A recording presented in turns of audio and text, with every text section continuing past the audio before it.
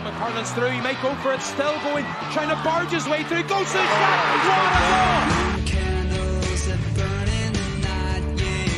Arriving Rian O'Neill from an almost impossible angle, and that's the rousing score now we're looking for.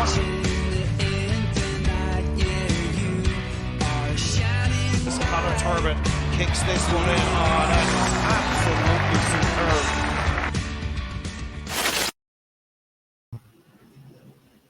Hello everybody and welcome back to the Sideline Eye podcast. We're here for a quick roundup of the Junior Championship, which it got underway last week, but it only had 2 games, so more games on this week, obviously with all the groups taking part. So we'll start with Group A, and we're just going to go through all the teams and all the games and all the league tables. And we hear from Paul Doyle, Collegeland manager, at the end of the show. I spoke to him after his side beat Redmond O'Hanlon's quite convincingly on Sunday. So starting with Group A, this was a Friday night game between Portmore and Killian, and following their open round win last weekend against St Peters, and Portmore claimed their second victory of the Junior Championship campaign on Friday evening. This time they were comfortable winners at home to Killian with 28 points the gap at full time. Killian were also out last weekend when they lost to Madden Seconds by 8 points on the opening day. Friday's win leaves Portmore at the top of the table with plenty of football still to be played in this group. Ryan Gorman was the main man up front for Portmore, and he top scored on the night with 2-3 to his name. Cormac Kieran, Galvin Kelly and Jack Mullen also raised green flags for the home side. On the Killian team, they had 4 different scores on the night, with Cormac Phillips claiming their 3-pointer from a penalty kick. And on Saturday night then, it was St Peters and Forkhill who locked horns in. St Peters on the Forkhill forward line proved too hot to handle as they steamrolled St Peters Seconds by 25 points in the end. 4 first half goals set Forkhill on their way and opened up an uncatchable lead. The opening 20 minutes was an enjoyable end-to-end game for 2 quick-fire majors put the result beyond doubt. St Peters posed Forkhill plenty of headaches with their own attack, but it just wasn't enough to mount a challenge.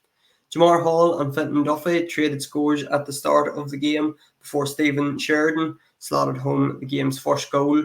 Colin McGill and Daniel McNally swapped scores before Owen Campbell split the posts for Forkhill. McGill and Anthony Leonard cancelled each other out before St Peters grabbed a goal of their own through Oisin Duffy. Campbell and Toner added scores, while Ryan McCrory and McNally pulled 2 back for St Peters. Forkhill could have widened the gap, but McHugh's penalty effort just dragged wide of the post, but they didn't have to wait too long for another goal as Sheridan and McGill hit the net, while Cormac Toner and Owen Toll chipped in with points. Jamar Hall and Fergal Moore matched each other at either end with points before Hall grabbed his first 3-pointer of the game. Cormac Toner and Frank Mackle clipped over points to see Forkhill ahead at half-time 4-11 to 1-6. Forkhill kept their scoring spree going after the break with 4 points on the trot. Sheridan, Campbell and 2 from McGill put them well ahead before St Peters opened their account for the second half with a McNally free. Sheridan increased his own individual haul with a point, while Dylan Ward claimed one at the other end. 2 in a row from super sub Oisin Flynn and another from Cian Fahy made it a 20-point game. Brendan Merkin and Anthony Leonard traded points, while McGill added to his growing tally with a point.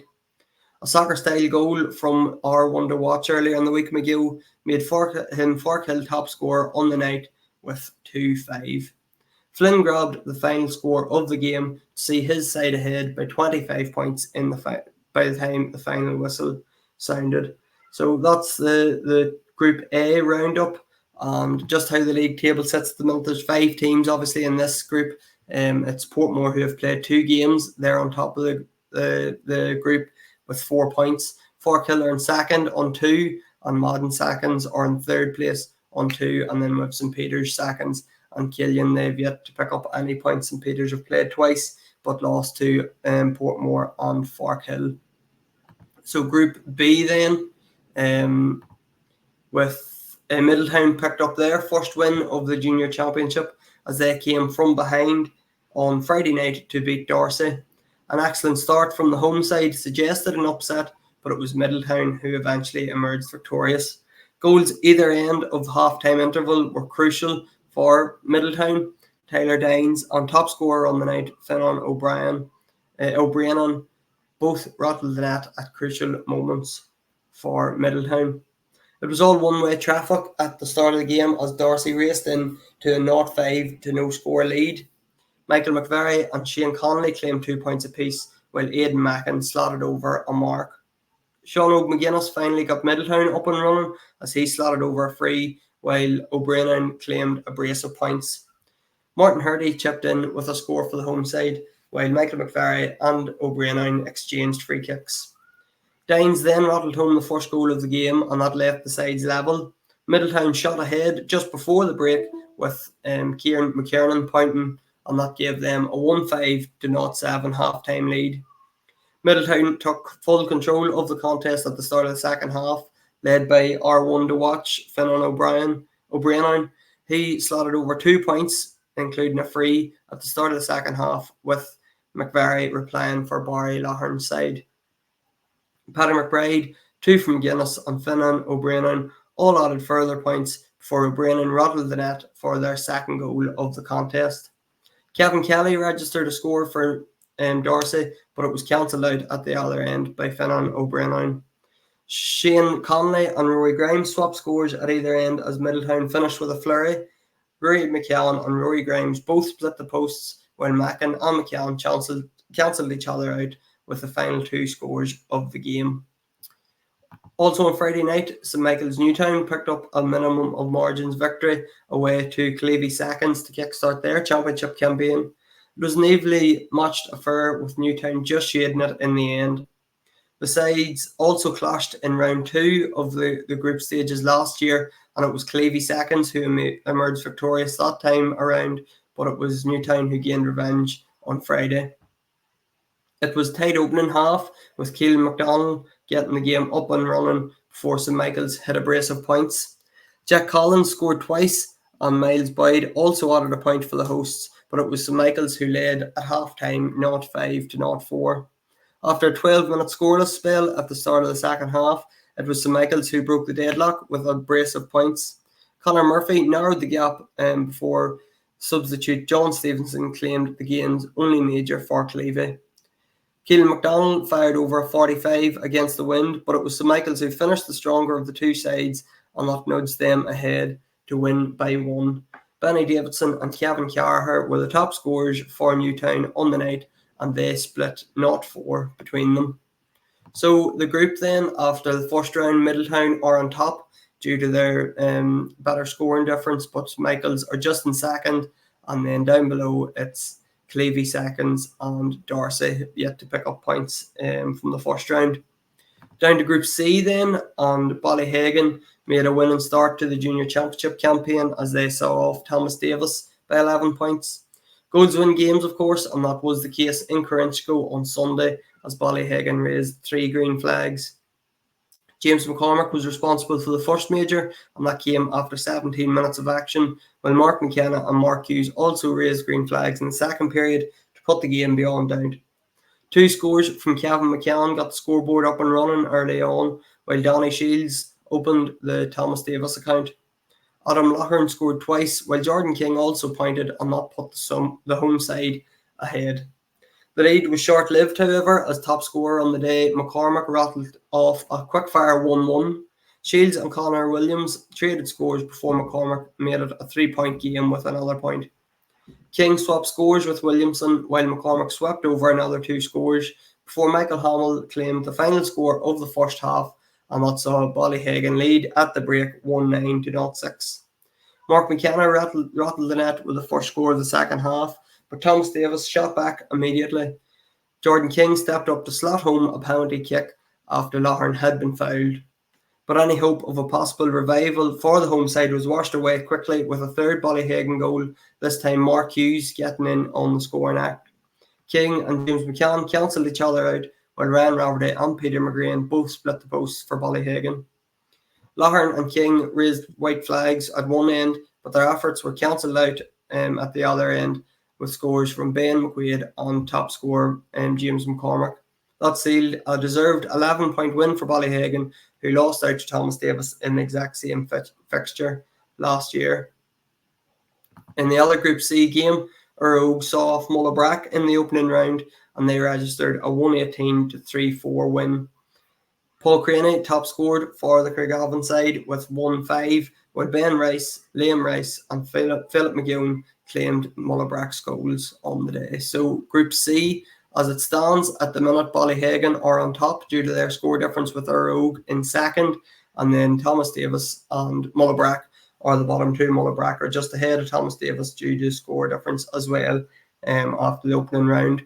So Group D then, they win away to Clady on Friday evening with 2 points the difference in the end. Clady held the same lead at the interval, but it was someone who captured victory. When the sides met in the second round of Group D last season, the Someone were worthy 5-point winners. This time it was a closer affair, but the 2 points still went in the same way, and that was to the Someone. Clady started the brighter of the two teams with Liam Doyle and Jerry Grimley slotting over early scores before Micheál Gorman made it 3-0 after 20 minutes. Liam Doyle then added a second of the day before the Someone finally got up and running. Conor Meehan and Stephen O'Brien both raised white flags for the travelling side, and that cut the deficit to 2 points. Those were the final two scores of the first half, with Clady ahead by 2, not 4, 2, not 2. The Someone tied things up at the start of the second period with 2 more from Stephen O'Brien and Meehan, but Clady nudged ahead once again as Kieran Savage registered his first score of the evening. The Someone goalkeeper Paddy Rogers stepped forward to kick 2 45s, and that gave his side the lead for the very first time. Michael Robinson followed it up with a point, leaving 2 points the difference. But Clady charged back into contention with 3 points on the trot through Micheál Savage, Liam Doyle. Conor Corrigan and Michael Robinson both registered scores before Doyle levelled things up once again. With the sides all square, the next score was crucial, and the Someone grabbed the last 2 of the game. Stephen Matthews scored a mark after coming on, while Collie McEnany also claimed an injury time score to seal a Someone win on the day, not 11-9. Our score graphic just is wrong, but that was a Someone win, not 11-9. Also, then on Sunday, Collegeland opened their junior championship account with a convincing win over Redmond O'Hanlon's. A scoring spree 20 minutes before half-time, which yielded an unanswered 1-8, sent Paul Doyle's men on their way. Kieran McQuaid and Jason Kelly were the main men in attack for the victors, and they rattled off 2-4 apiece. In total, there were 12 different scores on the day for Collegeland. Tom Murphy got the game up and running after 3 minutes, while Nathan McParn doubled the visitors' lead. Redmond O'Hanlon's replied through Aaron Waddle, while Keelan McQuaid and Charlie McGill swapped scores. Then came the Collegeland Avalanche with Jason Kelly and Stephen McKenna both chipping in with 0-2 apiece. Goalkeeper Nell Brady slotted over a long-range free, while McQuaid rattled off 1-2 in quick succession. Midfielder Cahir McGarry drove over a point, which was matched at the other end by Charlie McGill to see Collegeland ahead by 11 points at half-time, 1-11-3. Adam Canavan and Park McGarry cancelled each other out at the start of the second half before Bartley Finnegan punched home a goal. McQuaid and Eamon Riley matched each other score for score, while McParnell added a second to his own personal account. Kelly palmed home a third major for Collegeland, while Murphy, Kelly and Brady all split the posts. Michael Cullen raised a further white flag before Kelly played through McQuaid for his second 3-pointer of the day. Canavan shot over a second free for O'Hanlon's before they hit the net themselves through Davy Bagnall. Brady and Kelly scored from the dead ball, while Waddle and Mark Keenan fired over scores at the other end of the field for the home side. Collegeland defender James Mackle fisted over the final score of the game as Collegeland earned a 22-point win, 421-18. So the tables at the minute in Group D, Collegeland are well ahead. They're on their score difference with the Someone just in second place And again, Clady ahead of O'Hanlon's at the bottom of the table, and again, just based on score difference. So we're going to hear from Collegeland manager Paul Doyle. I spoke to him today after they saw off Redmond O'Hanlon's. We'll be back on Thursday. We'll have a preview show. We'll be looking ahead to the senior and intermediate championship as much as we can. There's going to be a lot of games on. I think there's 24 games on next week between senior, intermediate and junior. So very hard for us to preview all of them on the podcast, but we'll try our best on Thursday. Make sure to follow us on all our social media pages. It's the Sideline A on Facebook, Twitter and Instagram, the #1 spot for all club action in the Orchard County. And make sure to follow us on YouTube and Spotify too, if that's where you get your podcast. So we're going to hear from Collegeland manager Paul Doyle now, and we'll be back with another show on Thursday. Thanks everybody for tuning in. Collegeland over O'Hanlon's. How did you find it? I was delighted with the result. I was delighted with the performance, Sean, to be truthful. I thought that the effort from the boys, the discipline, the decision making was very good. Like, it's a difficult place to come. It's a small pitch, potential banana skin, and I have to be very, very happy with the performance. And I suppose the 4 goals were key, coming from 2 men, Jason Kelly and Killian Quaid, yeah. Both getting 2 each. I think they both finished for 2-4. It was the decision making there to give it to the man in the better position, which I was delighted about. It wasn't even who scored the goal, it was the fact that we give it on. It was one of the ones that was palmed in. It came from boys giving it on and making the right decisions, and that was the key to the performance today, was making sure that we made the right decisions, that our discipline was good, our work rate was good, and as I said, I have to be very happy. Now, I wouldn't have been happy with the goal we conceded near the end, but you get that there in a game whenever you're winning convincingly, that sometimes the boys do stop. Yeah. But again, to come out of here with a good win, it's the start of the championship. It's the key is to get points on the board early, and I have to be very, very happy. I suppose that's the key thing about the group stages, isn't it, Paul? Because once you get your first win, yeah, it gets you up and running, and that's the key thing. If you're to lose your first game, Sean, you're under pressure. Yeah. Particularly as in you're coming to, we would have been favourites ahead of O'Hanlon's here today, so the pressure was on us. Like, they had nothing to lose. So the fact that we put up a good score, that our performance that I was happy with, was the main thing. And then it leaves you now that you've 2 points on the board, and it gives you a wee bit of breathing space before we move on next weekend and we have Clady then. And Paul, this is your first year in with Collegeland. How are you finding it? How are you enjoying it? Super, brilliant club. Believe it or not, Sean, it's the crazy thing is I've actually taught some of the boys. That's how I ended up out there, because I've taught some of the boys from Collegeland. Some of them are past pupils of mine from the school, and then with some of the other lads that I had through with the county minors are there as well. So I already knew the nucleus of the team before we went out the road, and the club has been absolutely brilliant. No matter what we ask for, they support us. The players, the attitude of the players is absolutely fantastic, and that's what you want. You want to go in somewhere where I enjoy going to the training, we enjoy our football, and that the atmosphere is super. And Clady and the Summon coming up, and I think you're away to Clady next week. We're away to Clady and then home to the Summon, yeah. Again, 2 potential banana skins. Like, Clady had went well there. Clady had topped the 3B after the split. The Summon, yes, we had played earlier in the year. We drew them, we defeated them. But if you don't perform on any given day, any of those 2 teams could beat you. It comes down to making sure that the performance levels is right. And again, as I said earlier, the discipline's right, decision making was right. And that's why I was delighted with today, because all those 3 key points our players did. And you have to be happy with, it's not just even the result, it was the performance here today. Good stuff, Paul. Thanks very much. Someone hurls through, he might go for it, still going, trying to barge his way through, goes to the shot, what a goal! Arriving, Rian O'Neill from an almost impossible angle, and that's the rousing scoreline now we're looking for.